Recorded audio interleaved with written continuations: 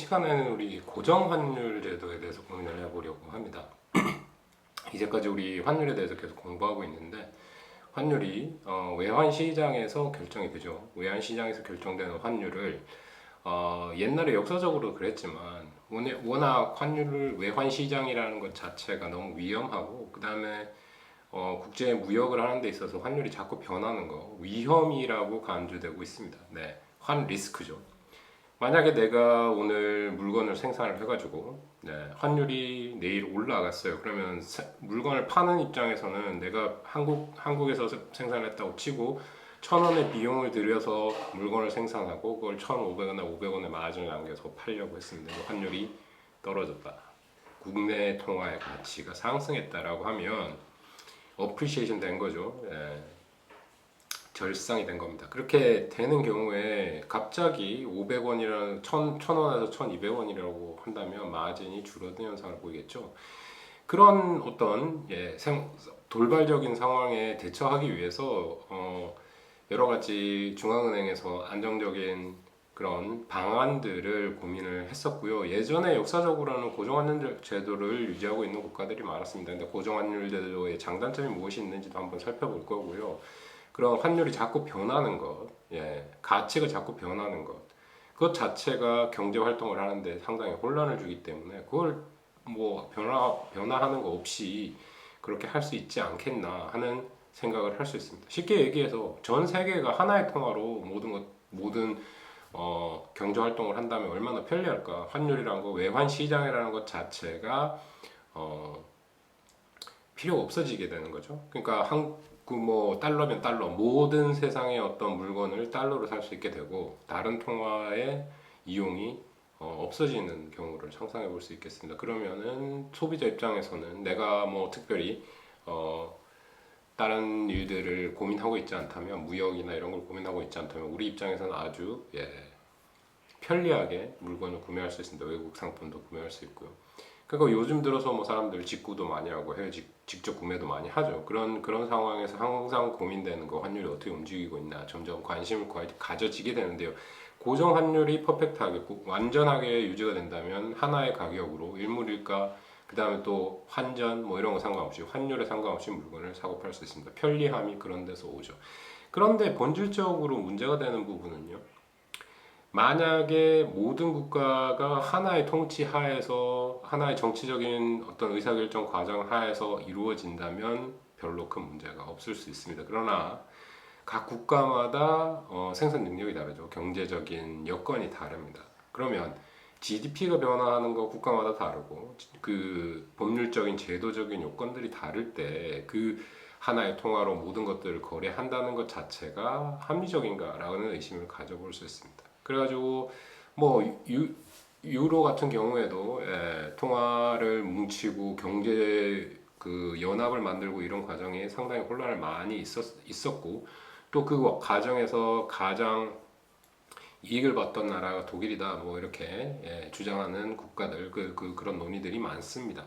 그런 것처럼 아무리 우리가 그냥 편리함, 물건을 사고 파는 데 대한 편리함을 기준으로 생각해 봤을 때 고정 환율이 훨씬 더 좋지 않아? 뭐 이렇게 복잡하게 외환 시장에서 자꾸 거래를 하고 그래? 가격도 아주 뭐 심하게 움직이잖아. 뭐 이런 불만들을 또 한번 살펴볼 수 있는 기회가 있을 겁니다. 그럼 처음으로 이제 우리 고정 환율과 이제 중앙은행의 역할에 대해서 한번 고민해 보는 시간 본격적으로 시작해 보도록 하겠습니다. 그래서 처음으로 우리가 살펴볼 거는요, 중앙은행의 대차 대조표입니다. 중앙은행이 어떤 역할을 해가지고 통화량이 늘어나고 줄어드는가. 그럼 그 기본적인 거는 국내 통화량 조절은 외환 시장이 없다고 치고 우리가 그 외환 거래가 없다, 아예 없다. 그럼 클로즈드 이코노미로 고민했을 때 통화 발행. 그러면은 국채를 사거나 팔을 통해서 자산을 관리하는 과정이죠. 그 과정 속에서 현금이 나갔다 들어갔다 합니다. 거기에 또 뭐가 있죠? 요구불 예금, 그런 예금 받은 은행으로부터 예금 받은 돈이 있죠. 그 돈을 관리함으로써 요구불 예금 지불 준비율을 조정함을 통해서 통화 정책을 펼 수 있습니다. 그러니까 국채 발행, 공개시장 조작 정책이라고 말하는 그 국채 발행을 하는 것. 그 다음에 이제 쥐불 준비율 그 자체를 조절하는 거.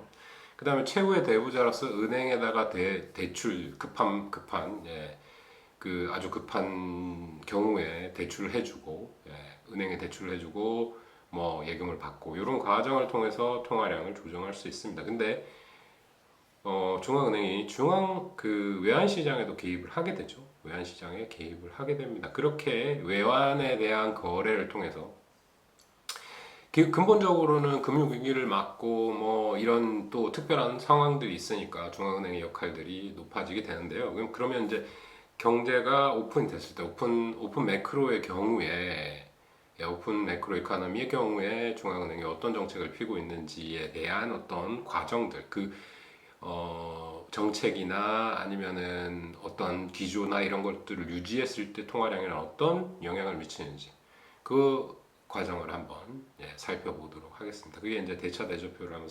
살펴봄으로써 그 부분에 대한 깊은 이해가 생길 수 있다고 보여지고요. 그 다음 부분은 이제 외환 시장의 개입을 통해서 통화 공급을 관리할 수 있는 그런 과정에 대해서 한번 고민해 보겠습니다. 그러니까 외환 시장 개입, 통화 정책을 중앙은행의 역할로 어떻게 하고 있는지, 중앙은행이 어떤 역할을 하고 있는지에 대해서 고민을 한번 해볼 거고요. 그다음 이제 고민해 볼 게 이제 우리 고정 환율에 대해서 고민을 하고 있죠. 고정 환율에 대해서 공부를 하고 있습니다. 고정 환율이라고 하면 그냥 환율을 공시하는 것.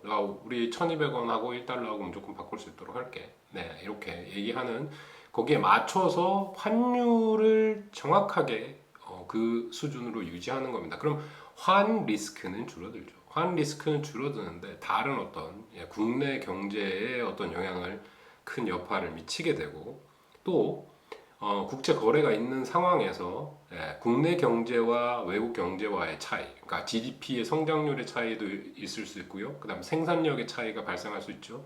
그 경제 발전의 그 Y의 증가, GDP의 증가가 오는 경우에 이걸 어떤 식으로 처리를 해줄 것이냐. 그러면 실질적으로는 시장에 의해서 균형에 의해서 외환 시장 균형에 의해서 외환이 거래돼서 환율이 어느 정도 유동적으로 움직일 수 있게끔 만들어주는 것이 좋지만 그걸 고정하겠다고 중앙은행이 결정을 하고 자꾸 외환시장에 개입을 하게 되면 어떤 현상이 벌어질 수 있느냐. 뭐 아주 극적인 예로 그 IMF 금융위기 뭐 한국이 잠시 겪었던 그것도 그런 식으로 이해할 수 있을 겁니다. 그런 과정이 발생할 수 있다. 크라이시스가 발생할 수 있다. 위기가 발생할 수 있는 상황이 만들어질 수 있다라고 생각하시면 되겠고요. 다음으로 잠깐 볼 거는 이제 통화정책과 재정정책 중에 이런 고정환율 제도라는 기조를 유지하고 있을 때 어떤 역할을 하고 어떤 게 더 유용하고 어떤 장단점이 있는지 한번 살펴보는 시간이 되겠습니다. 그리고 이제 시간이 뭐 허락한다면은 오늘 아니면 다음번 강의를 통해서 우리가 할 거 그 2007년 금융위기 그 다음에 또 뭐 우리가 겪었던 한국이 겪었던 1997년 경에 발생했던 IMF 금융위기 그런 어떤 주제나 그 다음에 이제 그 이런 외환 시장이 이런 이제 그 원활하지 못할 때 효율적이지 못할 때 국내에서 자산을 소유한 자산가들이 자신의 자본을 해외 도피시키는 자산 도피 뭐 자본 도피의 현상을 한번 고민해 보도록 하겠습니다. 그래서 이제 역사적으로는 우리 고정환율 제도라고 하면 근본위 제도라든지 아니면은 이제 준비자산 통화 제도 뭐 이래서 그런 어떤 특별한 경우들이 있고요. 이제 지금도 환 리스크나 여러 가지 외환 시장의 그 유동성이나 이런 측면에서 우리 중앙은행들이 각국의 중앙은행들이 이제 가상화폐들을 도입하려는 움직임을 보이고 있고 연구들이 활발하게 이루어지고 있습니다. 뭐 앞으로는 어떻게 변할지 뭐 잘 모르겠지만 그런 부분까지 한번 살펴볼 수 있는 기회가 있었으면 좋겠네요.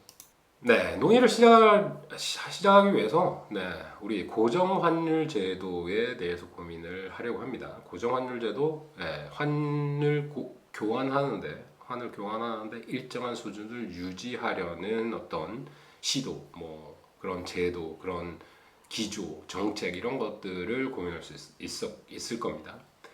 많은 나라들이 이제까지도 뭐 그렇게 100%의 모든 나라들이 변동환율제, 완전한 변동환율제를 유지하고 있는 나라는 뭐 거의 6분의 1, 뭐 이 정도, 세계에서 6분의 1 정도밖에 되지 않는다라고 알려져 있어요.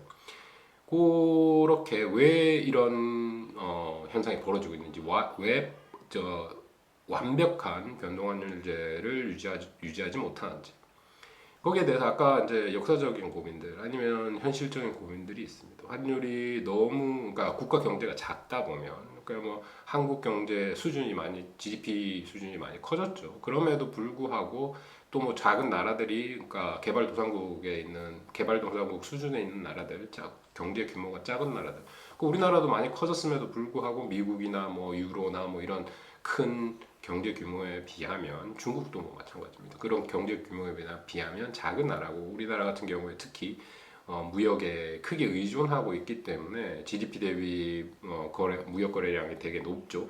그런 경우에 있어서 환의 위험성, 네. 그러니까 외국 자산가들이 뭐 이렇게 투기적인 어떤 시도를 한다거나, 그게 뭐 1997년에 위기의 시발점이었다고 볼 수 있습니다. 근데 그런 어떤 과정들이 있을 때 고정환율제도를 유지하는 것 자체도 상당히 위험할 수 있고, 그 변동환율제가 완벽하게 유지되는 것에 대해서도 또 우리 국가 입장 또는 수입하는 수출하는 생산자 입장에서 여러 가지 위험을 고려해야 되는 측면에 있어서 참 힘들다, 어렵다, 이렇게 보여질 수 있겠습니다. 뭐 그래서 이제 역사적으로 바라본다면 근본이 제도가 예전에 있었죠. 그러니까 그러니까 국내 통화를 교환하는 거는 금으로만, 그러니까 국제 거래를 하는 거는 금으로만 했습니다.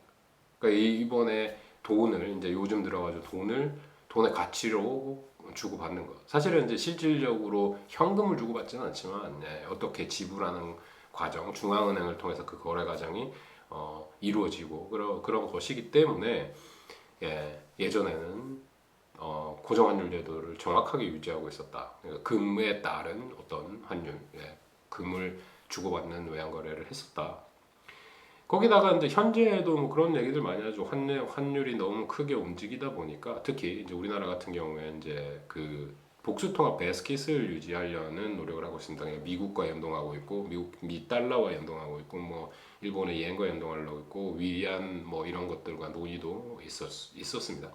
그런 어떤 환에 대한 위험성 때문에 고정 환율 제도의 일부를 받아들이는 거. 그러니까 하이브리드적인, 변동 환율 제도가 기본입니다만, 그걸 기본적인 기조로 유지하되 고정 환율 제도의 특징들이나 아니면 그런 부분들을 가져오기 위해서, 그러면 우리 연동해 가지고 이 위험성, 많이 크게 움직일 수 있는 가능성을 줄여주는 역할들을 하고 있죠. 그러면 뭐 EU도 사실은 통합적인 경제 통합, 정치 통합을 하기 위해서, 정치는 지금 독립적이지만 경제적으로는 EU를 통해서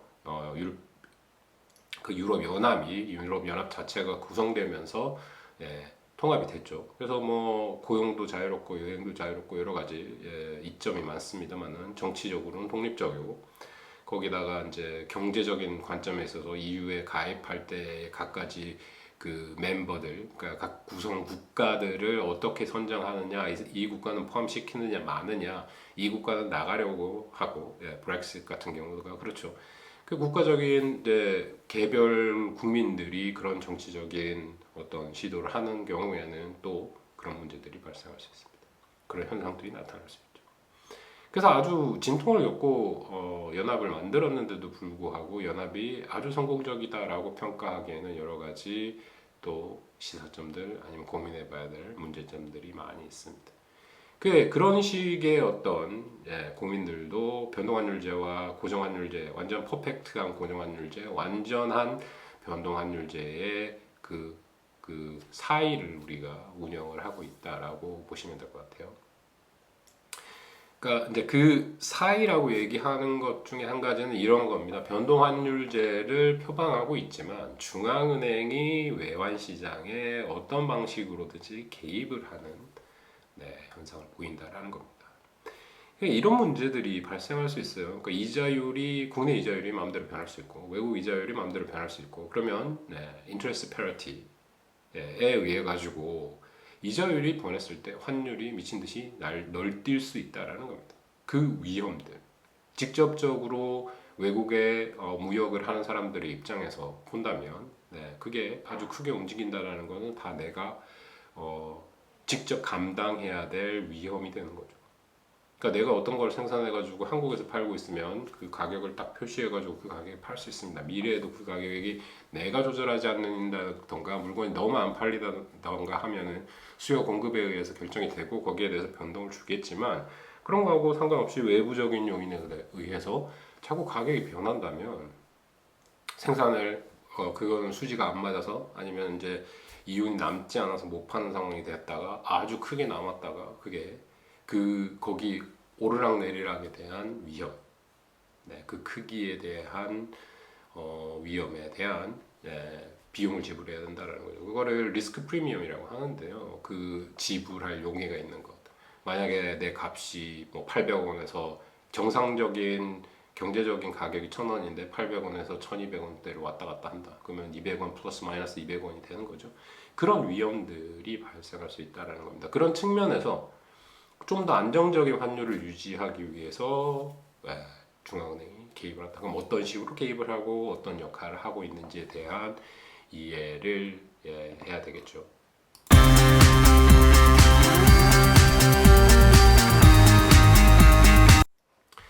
그러면 이제 그 중앙은행의 외환시장 개입이 어떤 식으로 일어나는지를 한번 살펴보도록 하겠습니다.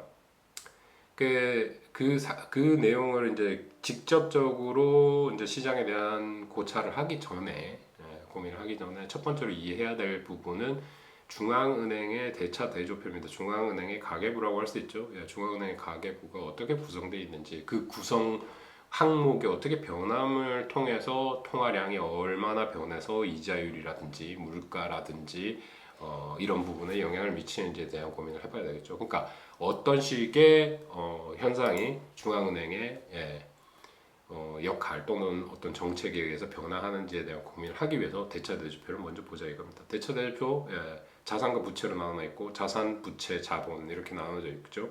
그럼 자산이라는 거, 자산, 중앙은행의 자산은 어떻게 구성되어 있느냐? 외국 국채 또는 금, 국내 국채, 뭐 국내 은행들에 대한 대출 이런 것들 그러니까 내가 가지고 지불 현금이나 가치를 지불 받아야 되는 거, 그걸 자산이라고 보시면 됩니다. 부채는 뭘까요? 부채는 현금 통화 자체가 부채입니다. 현금 통화 풀어놨죠. 지금 한국 경제, 그러니까 국내 경제에서 유통되고 있는 현금이 나의 부채입니다.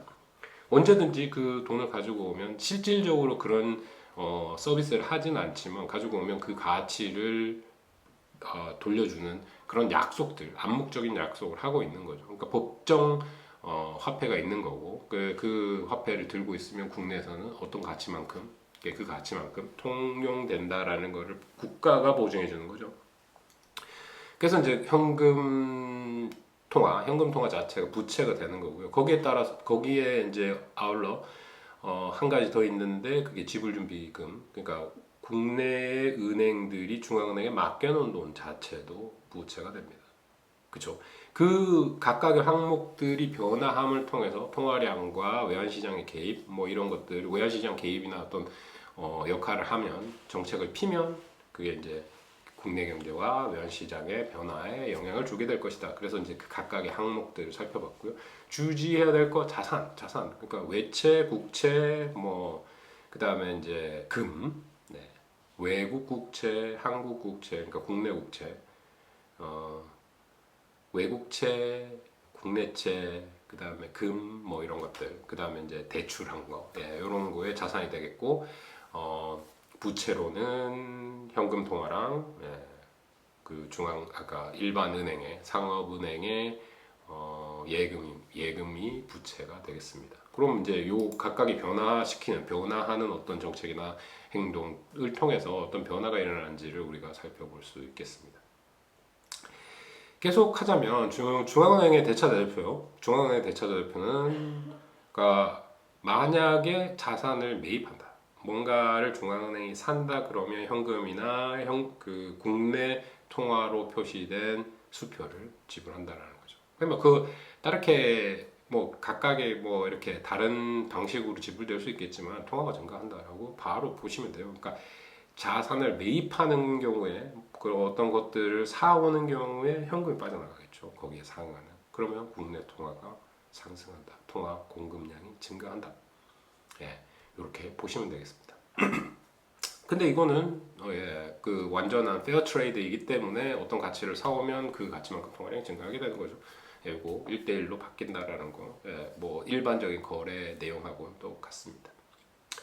그래서 중앙은행이 국내채를 사든 외환채, 외국채를 사든 사들이면 그런 자산을 사들이면 현금이 빠져나간다.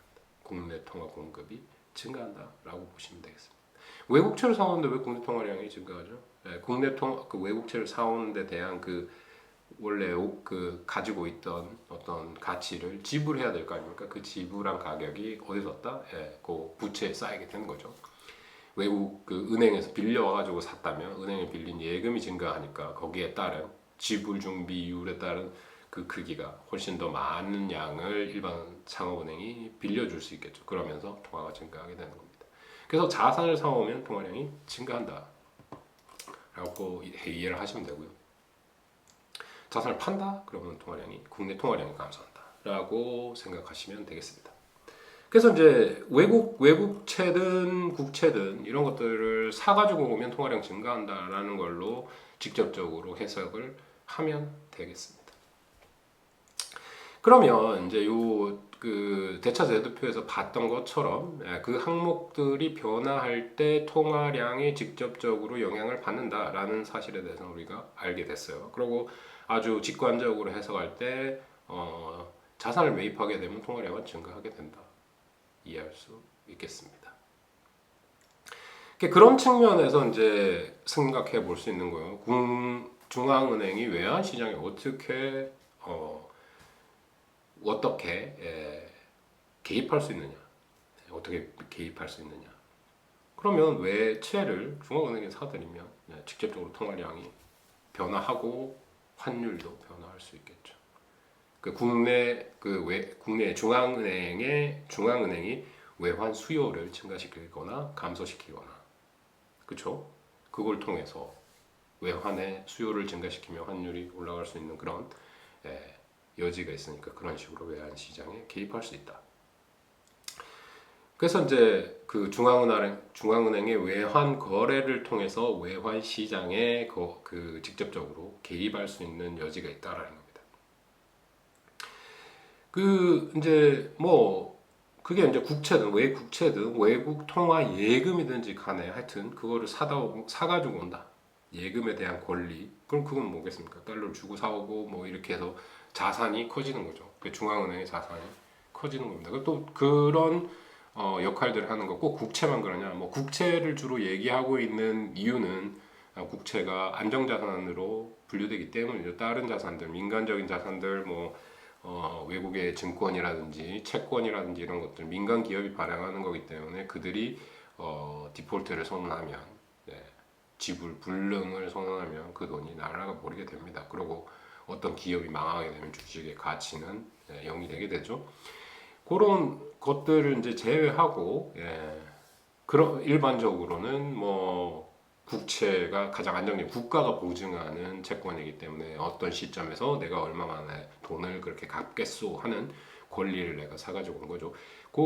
그런 측면에서 국채를 많이 다루고 있습니다. 그리고 큰 거래, 그러니까 중앙은행이 하는 거래는 국채를 주로 사오는 거래들을 많이 하고 있습니다.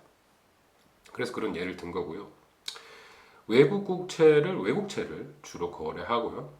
그 다음에 이제 이 외국채의 매도와 매각, 그러니까 외국채를 사고 파는 행위 자체가 외환 시장에 직접적으로 영향을 주게 된다라고 이해하시면 되겠습니다.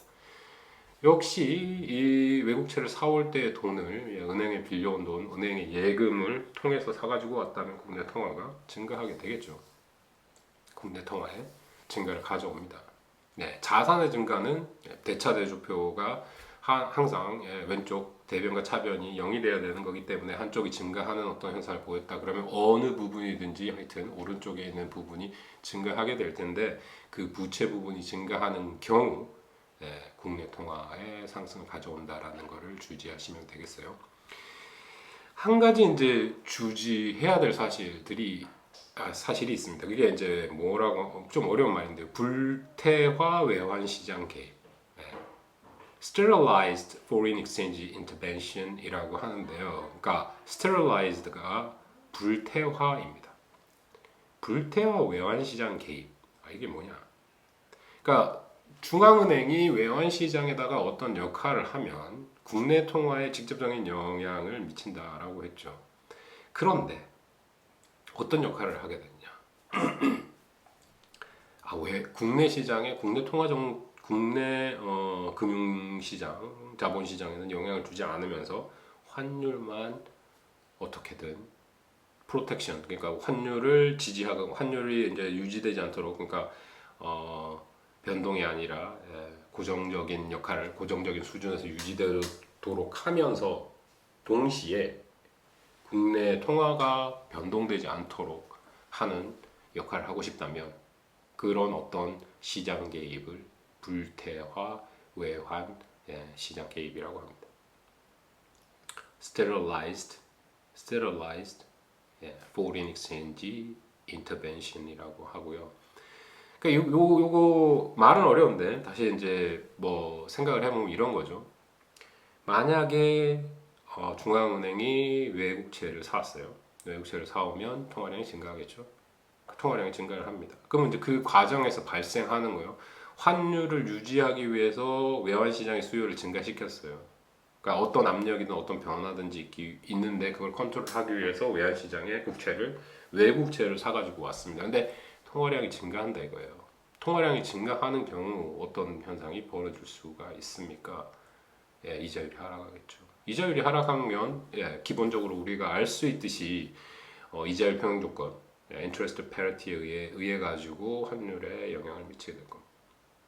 만약 그러니까 외국의 이자율이 그 수준만큼 감소해주지 않는다면요. 이해되시죠? 통화 공급량이 증가되면은 이자율이 떨어질 건데 그 국내 이자율이 떨어짐을 통해서 외환 시장에 환율에 영향을 미치게 되기 때문에 그 환율을 건드리고 싶지 않다. 그 변화는 우리가 유지하고 싶다. 환율을 유지하고 싶다라는 정청 기조로 어떤 이유 때문에든 외국채를 사왔죠. 그런데 그 사온 외국채 때문에 국내 통화가 증가해서 이자율이 감소하고 환율이 증가하려는 어떤 현상이 벌어질 수 있겠다. 그렇다면 그런 어떤 변화들을 더 이상의 변화나 충격을 완화시키기 위해서 어떤 역할을 해줘야 되냐? 불태화 외환 시장 개입이 필요한데 어떻게 해야 된다고요? 국내 통화량의 공급을 건드리지 않기 위해서 그 통화량 증가의 압력이 있겠죠. 그러니까 외국채를 샀으니까 국내 통화가 증가하려는 압력이 있을 겁니다. 그 압력, 상황을 만회하기 위해서 외국채를 매입하면서 국채를 동시에 매입하는 겁니다. 그죠? 국내 외국채를 매입해요. 통화량이 증가하겠죠. 국채를 매입하면서 통화량을 감소시킬 수 있습니다. 이해되시나요? 그러니까 국내에 깔려있는 현금을 회수를 해와야 되겠죠. 통화량이 증가하는 거 막기 위해서. 그래서 이제 매도를 해야 되는 거죠. 죄송합니다. 하나를 샀으면 하나를 팔아야 되는 거죠. 그 관계를 유지함을 통해서 이제 통화량의 변화를 국내 금융시장의 통화량을 변동시키지 않겠다라는 그 정책을 불태환 외환 시장 개입이라고 한다라고 아시면 되겠어요. 다시 이제 정확하게 말씀드리자면 국내 통화 공급량을 변화시키지 않기 위해서 중앙은행이 만약에 외국채를 팔았다, 그러면 채권 시장에서 국채를 매입한다. 그렇게 이해하시면 되겠습니다. 외국을 사오면 국내를 팔고 외국을 팔면 국내를 사오고 이 과정을 통해서 통화량을 딱 그 수준에 맞출 수 있도록 노력을 하게 되고 그거를 불태화 외환시장 개입이라고 한다라고 이해하시면 되겠어요. 여기서 우리가 고민했던 게 뭐냐? 그러니까 interest parity죠. 그러니까 국내 수익률은 R 스타 외국의 수익률 더하기 percentage change of exchange rate. 그러니까 E expectation 마이너스 E 나누기 E 요거 기억하시죠?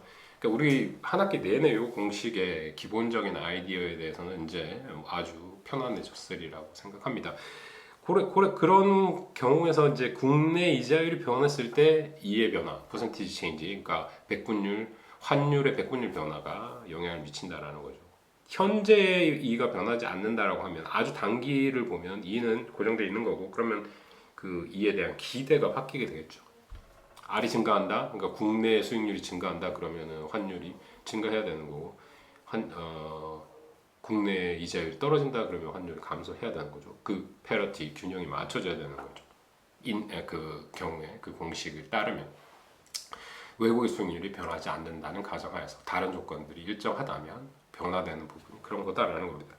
그러면은 일반적으로 우리 환율의 변화에 대한 기대, 고정 환율 제도야 중앙은행이 어떻게든 환율을 유지할 거야라는 믿음이 있다 그러면 미래에 대한 환율에 대한 변화 없죠. 그러면 백분율 변화가 없을 겁니다. 이 익스펙테이션이 이하고 같아지기 때문에 현재에 있는 환율 그대로 미래에도 그렇게 유지가 될 거다. 고정 환율 제도에 대한 확신이 있다면 그 퍼센티지 체인지, 백분율 변화율, 환율 백분율 변화율 부분은 사실은 의미가 없어지게 되는 거고요. 그러면 R하고 R스타 값이 같아지게 된다라는 거죠. 그러니까 외국의 이자율 수준에 한국 또는 국내의 이자율 수익률의 수준을 맞춰서 균형을 맞춰주면 인터레스트 패러티 이자율 평행 조건도 만족하게 된다라는 것을 한 번 더 살펴볼 수 있습니다. 그래서 환율을 고정시키기 위해서 타겟을 어디 잡는다? R 이자율에 잡게 된다라는 거죠. 그래서 이제 그 R과 R스타가 같아질 때까지 외환 시장에 개입을 해야 된다. 외국 외환을 거래를 해야 된다. 그러면 어떤 현상이 갑자기 벌어졌다라는 거죠. 그러면 97년 같은 그런 현상이 외환 보유고가 쑥쑥쑥쑥쑥 빠져나가게 된다. 미친 듯이 환율이 변화하고 있어요. 그러면 다른 어떤 투기적인 어떤 투자를 하는 외국 자본이 들어와가지고 그 아비트러지를 이용한다라고 뭐 생각할 수 있습니다. 그러니까 아비트러지를 이용했다. 어떤 경우가 있었냐면 뭐 태국이나 이런 동남아권에 있는 나라의 돈으로 달러에서부터 환전을 한 다음에 그 돈을 우리나라의 원화로 바꾸고 원화를 다시 달러로 바꾸니까 그냥 앉은 자리에서 수익이 나더라. 계속 도는 겁니다. 근데 정부가 환율을 방어하고 경제가 갑자기 뭐 마비되는 걸 막기 위해서 여러 가지 정책을 하다 보니까 달러가 쑥 빠져나가는 거죠. 외환을 보유하고 있던 그 보유량 자체가 없어지게 되는 겁니다. 그래서 이제 작은 국가인 경우에 아주 위험할 수 있는 이제 개입이에요. 그러니까 그래서 더 큰 문제가 발생할 수 있습니다. 그런 상황에서 어떻게 해야 되느냐? 큰 뭐 투자자들, 아주 그런 투기적인 투자자들 때문에 경제 혼란이 야기될 수 있다라는 것들을 볼 수 있고요. 그러니까 우리가 그 기본적으로 바라보고 있는 것, 그러니까 실질 시장과 금융시장 또는 그 명목적인 그 시장들, 금융시장들에 대한 변화가 실질 시장에도 영향을 미치는 궁극적으로는 여파를 넘기게 되는 경우들을 각각 우리 살펴보고 있습니다. 그래서 이제 97년부터 해서 이제 2000년대, 2007년 금융위기 있었죠. 그 다음에 또 이제 뭐 지금은 조금 원인은 다릅니다만 경기가 침체되는 과정이 있습니다. 그러니까 어려움들, 그러니까 생활의 어려움들도 물론이지만 경제의 어려움들이 야기할 수 있는 여러 가지 비용들이 발생할 수 있기 때문에 그 점에 대해서 좀 더 이해를 좀 깊이 있게 하고 거기에 따른 행동이 필요하다고 보여집니다. 그러니까 이제 다시 한번 그 부분을 얘기해 본다면은 물가 수준하고 생산량이 일정하게 유지된다. 그러니까 다른 조건들이 일정하다. 실무 시장에 있는 거래는 지금 안정 상태에 유지돼 있다. 그러니까 균형 상태에 유지돼 있다. 그런 경우에 중앙은행이 국내 이자율, 외국 이자율 일치하도록 통화 정책을 피는 경우, 통화와 외환 시장에 개입을 하는 경우, 외환 시장에 개입을 하기 위해서, 그러니까 이 지로 수준에서 또는 정해진 환율 수준에서 유지하기 위해서는 통화 조정을 해야 된다. 그러니까 통화 정책을 통해서 환율에 대한 타겟을 맞춰줄 수 있다라는 게 되겠습니다. 고정 환율을 유지하기 위해서 중앙은행이 여러 가지 역할을 해줄 수 있다. 그렇지 않더라도 이제 중앙은행이 여러 가지 목적을 가지고 할 수 있겠죠. 그러니까 기본적으로 중앙은행의 듀얼 맨데이트라고 하는 중앙은행의 두 가지 목표는 고용 안정과 인플레이션입니다. 그죠? 그 과정들 우리 보고 있죠. 그러니까 MS를 통제함을 통해서 R이 바뀌고 R의 바뀜에 따라서 이제 P를 안정화시킬 수 있다. 그러니까 우리가 바라보는 지표 Y가 변하고 P가 변하고 P의 변화에 대한 어떤 압력들이 있을 때 중앙은행은 어떤 정책을 펴야 되는지, 어떤 통화 정책을 펼쳐야 되는지에 대한 어떤 목표가 있죠. 그건 이제 국내 경제에 대한 목표일 거고요. 그러면 이제 환율에 대한 또 환율 방어라든지, 그러니까 고정 환율적인 어떤 요소들, 이 위험한 요소들, 환율에 대한 위험한 요소들을 어떻게 방어하고 어떻게 처리할 거냐에 대한 질문을 하고 있는 겁니다. 그래서 그 이자율 평형 조건을 중요한 타겟으로 보고, 그렇다면 환율이 변화하지 않기 위해서는 R하고 R스타가 같아지는 점에 유지되도록, 그러니까 외국의 평균 수익률에 유지되도록 국내 이자율을 맞춰주는 게 되게 중요하다면 거기에 따른 통화 정책을 펼칠 수 있겠다라는 점을 기억하시면 되겠습니다.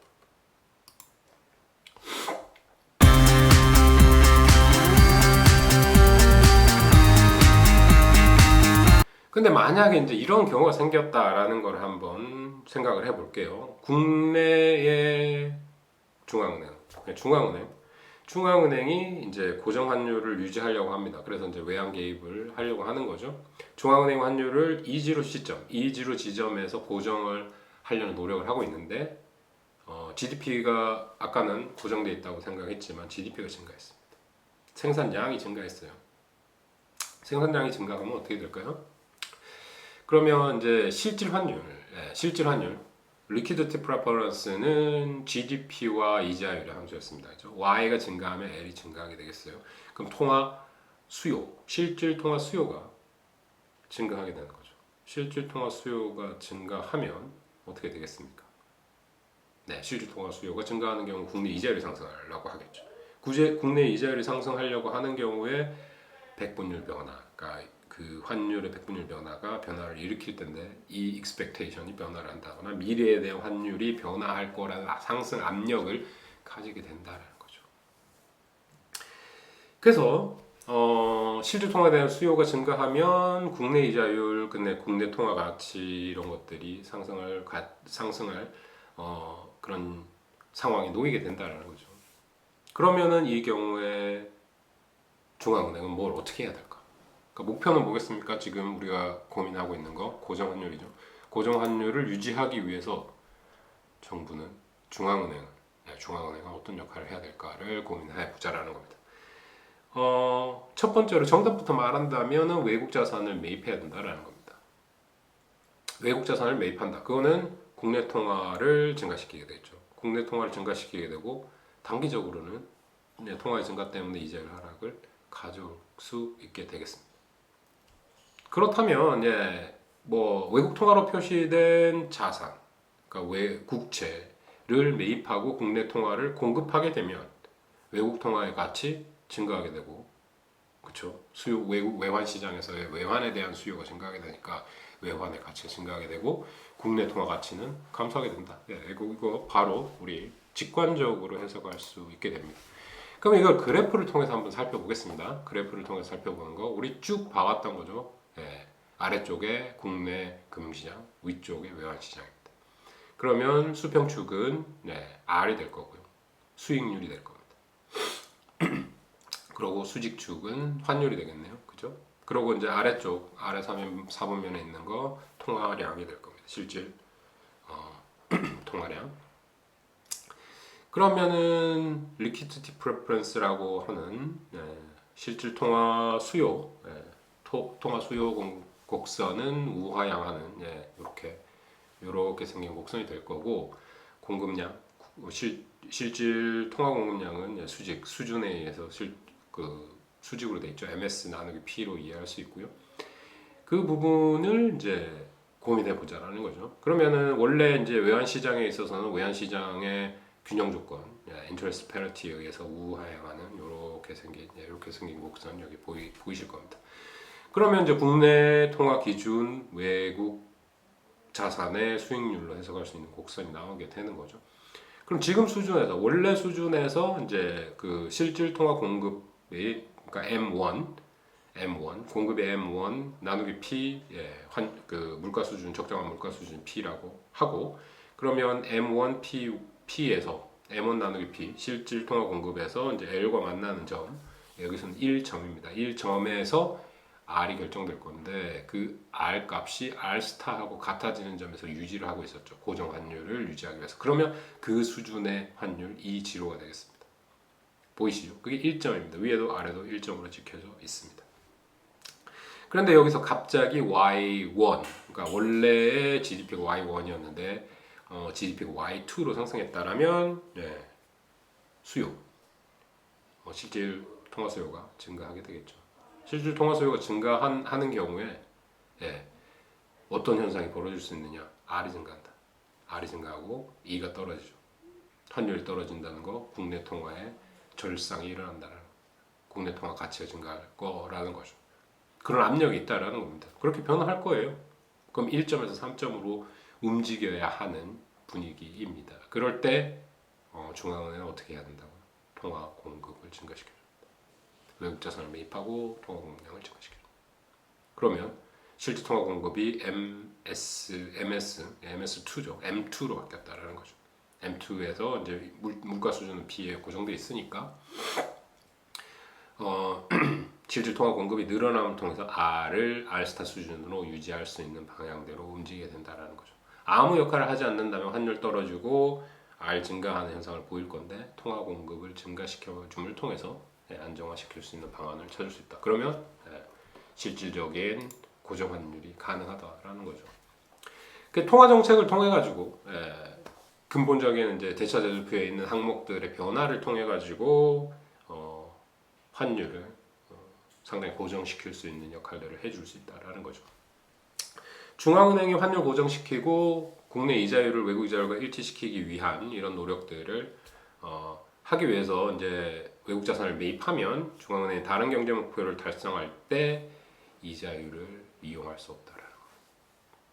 그러니까 목표가 환율이 타겟이 된다면 내가 쓸 수 있는 통화 정책을 환율과 이자율이라는 것에 맞춰가지고 썼기 때문에 다른 현상이 국내에서 벌어졌을 때 국내 경제에 대해서 대응 방안이 없다. 이해되시나요? 모든 것들을 만족시키는 경제 정책을 펼칠 수가 없다라는 겁니다. 지금 우리가 바라보는 거는 환율이 너무 급변하게 움직이니까 좀 환율 좀 안정화 시켜도 중앙은행이 할 수 있는 거 통화 정책을 통해서 안정화 시킬 수 있다라는 거를 그림을 통해서 확인했습니다. 근데 이 경우의 문제점은 무엇이겠는가? 고정 환율 제도를 유지하려는 중앙은행의 한계는 무엇이겠는가? 국내에서 발생하는 어떤 경제 문제가 있었을 때 통화 정책을 펼칠 수가 없다라는 단점이 있습니다. 이해되시나요? 네. 뭐 다른 변수들이 변했을 때, 그러니까 고용 안정이라든지 물가 수준 안정이라든지 이런 데 대한 목표를 완전히 다 달성할 수가 없다. 모든 것들을 다 만족시키는 통화 정책을 펼칠 수가 없다. 거기에 대처할 수 없다라는 단점이 생긴다라는 겁니다. 그래서 이제 고정 환율 제도를 유지하기 위해서 확정적 통화 정책을 쓰는 경우, 통화 정책이 외환 시장의 타겟을 맞춰주는 경우, 우리 이 그래프에서 보시듯이 DD와 AA로 나타내 본다면 AA를 확장해가지고 올렸죠. 근데 원 상태로 돌아가 버리게 돼요. 현상을 보인다라는 거죠.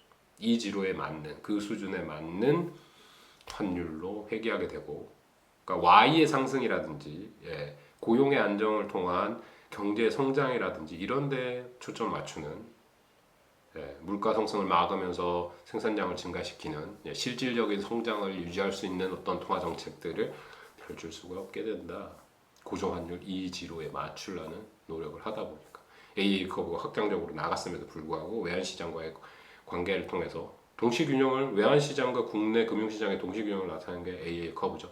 AA 커브가 처음에는 통화량이 증가했기 때문에 오른쪽으로 움직였으나 환율이 고정되고 원래 상태로 돌아오는 1점에서 2점으로 안정된 R이 고정되는 그런 R스타와 같아지는 점들을 나타냄을 통해서 이 그래프와 같이 AA가 원래 상태로 돌아온다. 그러면 고정 환율 하에서 확장적 통화 정책이 국내 경제 다른 어떤 목표에 맞추는 게 불가능해진다라는 단점에 대해서 우리가 여기서 살펴볼 수 있습니다.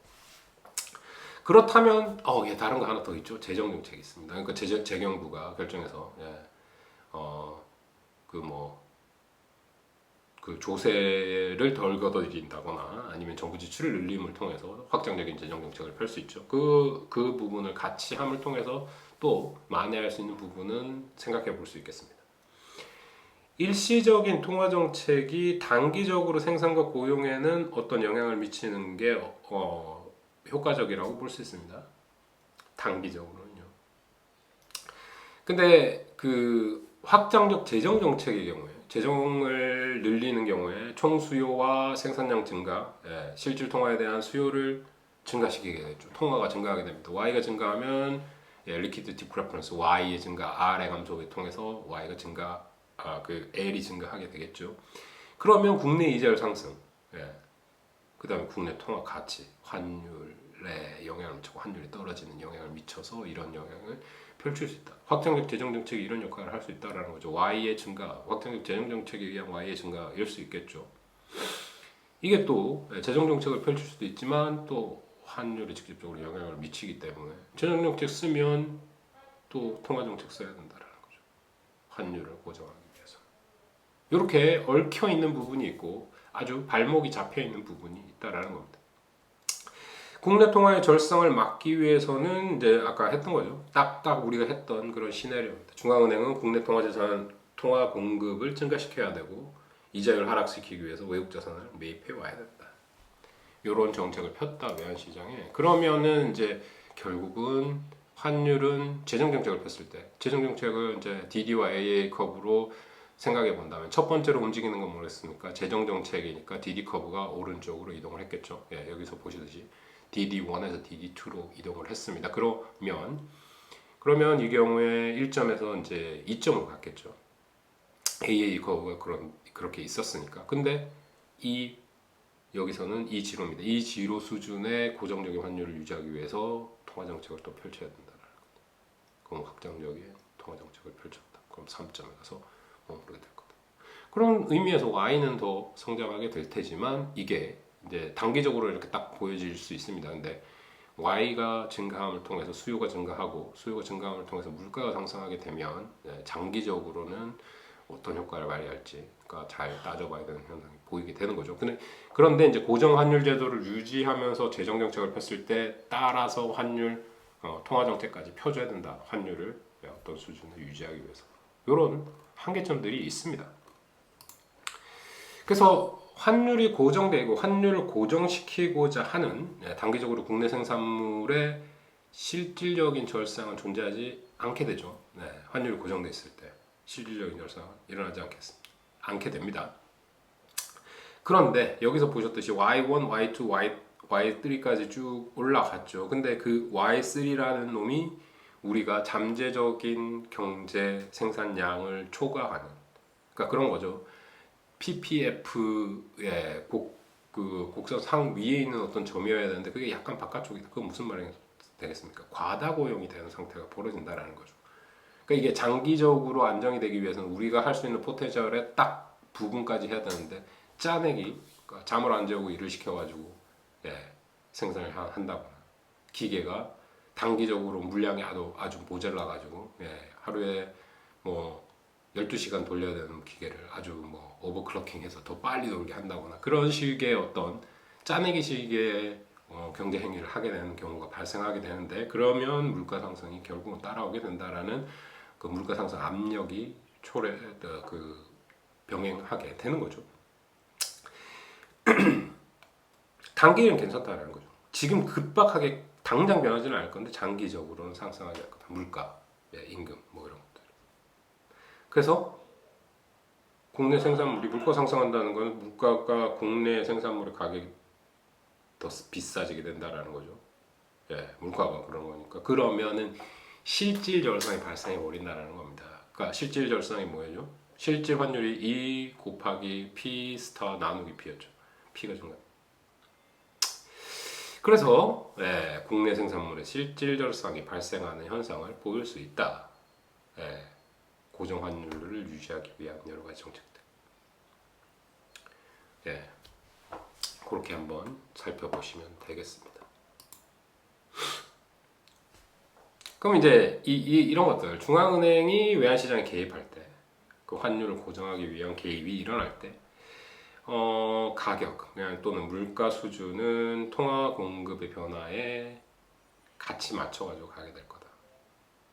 파지티브한 비례 관계를 유지할 거다라고 생각해 볼 수 있습니다. 그래서 이제 AA 곡선 아래쪽으로 이동하는 어떤 현상을 볼 수 있을 텐데요. 고정 환율이 유지되는 한에서 명목 환율은 뭐 일정하게 유지될 수 있지만 실질적인 환율은 여기서 보시듯이 변화가 일어날 수밖에 없다. P의 상대적인 물가 수준 상대적인 변화 때문에. 그러니까 환율 고정 환율이라는 거 명목 환율인 거죠. 환의 그 화폐의 교환 비율을 의미하는 겁니다. 근데 실질적인 어떤 물건의 가치까지 생각한다면 2에다가 P 스타 곱하고 P로 나눠준 거죠. 그게 Q죠. 실질 환율입니다. 실질 환율이 영향을 미친다는 거죠. 그래서 세상의 모든 것을 완벽하게 컨트롤할 수 있는 시스템이나 중앙 체제가 존재하지 않는다라는 거고, 그 상황에 맞춰가지고 정보를 누가 더 많이 가지고 있느냐에 따라서 순간적인 수익이 발생하고 손실이 발생할 수 있다라는 것을 이해하시면 되겠습니다. 그래서 이제 평가절하, 평가절상 뭐 이런 것들까지 쭉 이제 살펴봐야 되는데요. 오늘은 여기까지 요 부분까지 이해하시는 걸로 하겠습니다. 그래서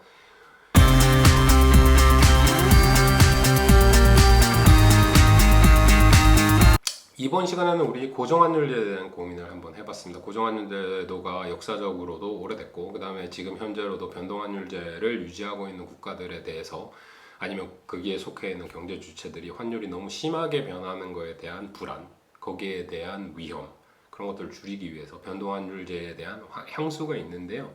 근데 기본적으로 변동환율제가 가지고 있는 장점도 있지만 여러 가지 단점들이 존재할 수 있다는 거죠. 각국의 경제생활, 경제 수준 뭐 이런 거 다를 수 있고, 그다음에 각 그 그러니까 고정 환율 제도를 유지하기 위한 중앙은행의 정책이라든지 아니면 다른 재정 정책에 의해서 뒷받침되는 어떤 경제 변화에 따라서 중앙은행이 해야 될 역할들, 그런 복잡함들이 저변에 깔려 있다라는 거를 꼭 이해하시면 좋겠습니다. 네, 오늘은 여기서 마무리 짓도록 하겠습니다. 또 곧 또 찾아뵐게요. 고맙습니다.